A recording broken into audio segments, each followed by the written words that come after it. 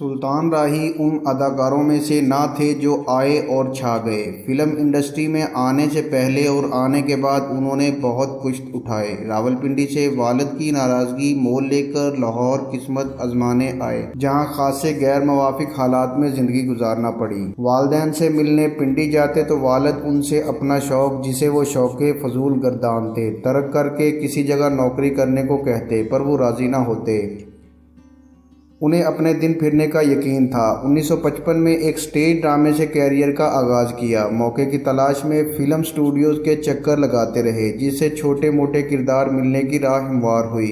باغی ان کی پہلی فلم تھی۔ پی ٹی وی کے سابق پروڈیوسر اور نامور براڈ کاسٹر عارف وقار نے اسکول کے زمانے میں اوپن ایئر تھیٹر میں سلطان راہی کو ایک ڈرامے میں اداکاری کرتے دیکھا تھا۔ ان کے بقول سلطان راہی کو اردو کی اس ڈرائنگ روم کامیڈی میں دیکھنے کے بعد کوئی تصور بھی نہیں کر سکتا تھا کہ درست شین کاف کے ساتھ ایسی نستعلیق زبان بولنے والا یہ نوجوان ایک روز خون آلود گنڈاسوں اور گولیاں اگلتی کلاشن کوفوں والی جدال و قتال سے بھرپور پنجابی فلموں کا سپر سٹار بنے گا۔ 60 کی دہائی کے دوران سلطان راہی فلموں میں کام کرتے رہے، لیکن انہیں انڈسٹری میں کوئی خاص مقام نہ مل سکا۔ اس سفر میں ان کی حوصلہ شکنی بھی ہوئی۔ ایک معروف پروڈیوسر نے یہ تک کہہ دیا کہ تم اداکار نہیں بن سکتے۔ یہ سن کر سلطان راہی کا دل ٹوٹ گیا۔ اس کے باوجود سلطان راہی نے ہمت نہ ہاری۔ رفتہ رفتہ ان کے لیے باہر کے امکانات روشن ہونے لگے۔ سلطان راہی کو 70 کی دہائی میں فلم بابل میں اہم کردار ملا۔ اس کے بعد فلم بشیرہ کو بہت پذیرائی حاصل ہوئی۔ 1975 میں وحشی جٹ کی بھرپور کامیابی سے سلطان راہی کو بہت سی شہرت حاصل ہوئی۔ پھر 1979 میں فلم مولا جٹ کی بے مثال کامیابی نے ان کے کیریئر کو پر لگا دیا۔ اس فلم نے مقبولیت کے سارے ریکارڈ توڑ دیے۔ مولا جٹ میں سلطان راہی کا یہ ڈائیلاگ زبان زد عام ہوا، مولے نو مولا نہ مارے تے مولا نہیں مار سکتا۔ سابق صدر آصف علی زرداری سے ایک دفعہ ان کے سیکیورٹی کے بارے میں پوچھا گیا تو انہوں نے جواب میں مذکورہ ڈائیلاگ سنا دیا۔ مولا جٹ میں مصطفیٰ قریشی نے نوری نت کا یادگار کردار ادا کیا۔ ان کا یہ ڈائیلاگ بہت مشہور ہوا، نواں آیا ہے سونیاں۔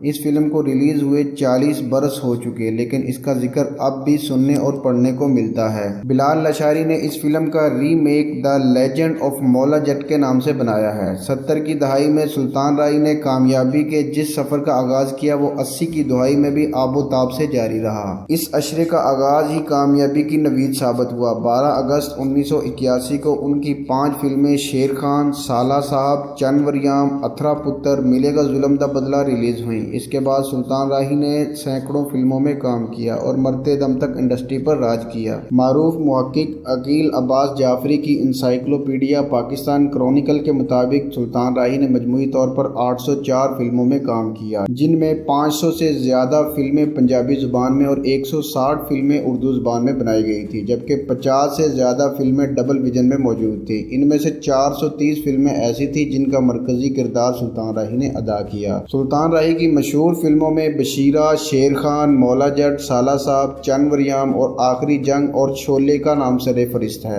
سلطان راہی بڑے اداکار ہی نہیں، بڑے انسان بھی تھے۔ مذہب سے ان کا گہرا رشتہ تھا۔ کسی دوسرے کا احسان انہیں ہمیشہ یاد رہتا، ضرورت مندوں کی مدد کرنے میں پیش رہتے۔ ان کی خوش اخلاقی اور انکساری کے بہت سے واقعات لوگوں نے بیان کیے ہیں۔ اداکارہ بہار بیگم نے سینکڑوں فلموں میں سلطان راہی کی ماں کا کردار ادا کیا اور ان کے بقول ایک موقع پر انہیں لگنے لگا جیسے وہ ان کی حقیقی ماں ہیں۔ سلطان راہی کو بھی فلموں میں اپنی ماں کے کردار میں بہار بیگم ہی موضوع لگتی۔ بہار بیگم کا بیان کردہ ایک واقعہ ہم نے نقل کیا ہے، جس سے اندازہ ہوتا ہے کہ سلطان راہی کے دل میں سینئرز کا کس قدر احترام تھا۔ بہار بیگم کے مطابق شروع میں ہی راہی صاحب بریک کے ٹائم میں میرے قریب نہیں بیٹھتے تھے، بلکہ مونڈا لے کر ایک اور جگہ بیٹھتے تھے۔ مجھے یہ بات بہت بری لگی۔ میں سوچتی تھی شاید وہ مغرور ہیں، لیکن ایک دن میں نے ان سے پوچھ ہی لیا کہ راہی صاحب تم خود کو بہت بڑا اداکار سمجھتے ہو؟ کہنے لگے میڈم یہ بات نہیں، بلکہ آپ بڑے لوگ ہیں، مجھ سے سینئر ہیں، کیونکہ اشفاق ملک کی اجنبی فلم میں جب آپ ہیروئن تھی تو میں ڈانگ لے کر ایکسٹرا کے کردار میں کھڑا ہوا کرتا تھا، اس لیے میں آپ کے برابر نہیں بیٹھ سکتا۔ موت سے کس کو رستگاری ہے، لیکن سلطان راہی کی زندگی کا خاتمہ بڑے دردناک اور دلخراش انداز میں ہوا۔ ان کے قتل سے متعلق کئی روایات موجود ہیں۔ ان میں سے ایک روایت سابق سفیر اور سلطان راہی کے قتل کے وقت ایس ایس پی گجرا گجرانوالہ جمیل احمد خان نے اپنی کتاب سپاہ گری سے سفارتکاری تک میں بیان کی ہے۔ وہ لکھتے ہیں، گجرانوالہ بائی پاس پر جہاں سلطان راہی کا قتل کیا گیا، آئے دن ڈکیتی کی وارداتیں ہوا کرتی تھیں۔ اس روڈ پر بنے ہوئے سپیڈ بریکرز کی وجہ سے ڈرائیور گاڑی آہستہ کرنے پر مجبور ہو جاتا، یا پھر کسی بد نصیب کی گاڑی اس جگہ خراب ہو جاتی تو اسے ڈاکو اسلحے کے زور پر لوٹ لیتے تھے۔ سلطان راہی کے ساتھ بھی کچھ ایسا ہی معاملہ ہوا تھا۔ ان کے دیرینہ ڈرائیورز کے بیان کے مطابق گاڑی بائی پاس سے گزر رہی تھی کہ ٹائر پنکچر ہو گیا۔ ڈرائیور ٹائر تبدیل کرنے میں مصروف ہو گیا، جبکہ سلطان راہی کار کے قریب کھڑے رہے۔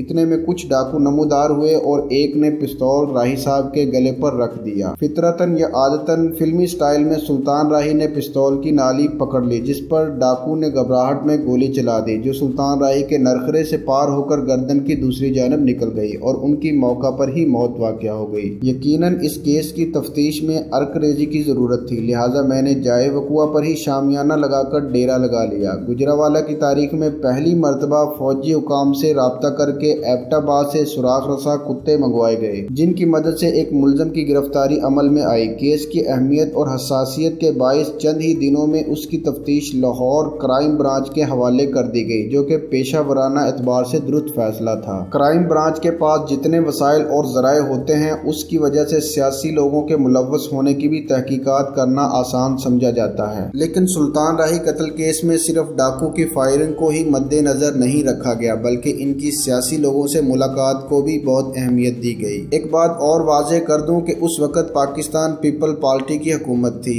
اور میرا تعلق بھی بنیادی طور پر سندھ سے تھا۔ ایسے میں اس کیس کو کرائم برانچ کے حوالے کرنے کا فیصلہ ہر اعتبار سے درست تھا۔ لیکن یہ بھی حقیقت ہے کہ جس سمت میں ہم تحقیقات کو لے کر جا رہے تھے، اس ضمن میں ایک ملزم کو گرفتار بھی کیا گیا۔ کرائم برانچ کی تفتیش بھی اسی سمت میں آگے بڑھی اور ایک اور ملزم کو گرفتار کیا گیا، چلان پیش ہوا اور ملزمان کو سزا بھی ہوئی۔ سلطان راہی کے بیٹے حیدر سلطان نے فلموں اور ٹی وی ڈراموں میں اداکاری کی، لیکن وہ اس میدان میں اپنا کوئی خاص رنگ جمانے میں کامیاب نہ ہو سکے۔ ناظرین، میں امید کرتا ہوں آپ کو آج کی ویڈیو پسند آئی ہوگی۔ اگر ویڈیو پسند آئی ہو تو اس ویڈیو کو لائک اور شیئر کرنا مت بھولیے گا، اور نیچے کمنٹ باکس میں اپنی قیمتی رائے بھی ضرور دیجیے گا۔ ملتے ہیں اگلی ویڈیو میں ایک نئے ٹاپک کے ساتھ، تب تک کے لیے مجھے دیں اجازت۔ اللہ حافظ۔